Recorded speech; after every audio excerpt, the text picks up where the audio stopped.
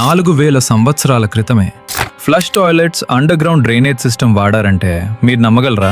అవును, ప్రపంచమంతా ఇంకా రాతి యుగంలోనే ఉన్నప్పుడు మన భారతదేశంలో ఒక నగరం ఉండేది. అదే మొహెంజోదారో, అంటే మౌండ్ ఆఫ్ ద డెడ్ అని అర్థం.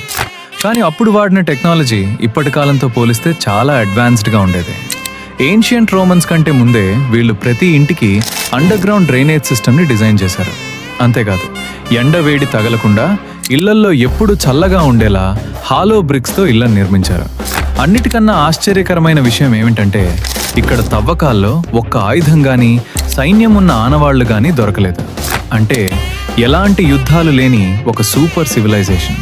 కానీ ఇక్కడ కొన్ని అస్థిపంజరాలలో హిరోషిమా బాంబు పేలుడు స్థాయిలో రేడియో యాక్టివిటీ ఆనవాళ్లు ఉన్నాయని కొందరు పరిశోధకులు క్లెయిమ్ చేశారు.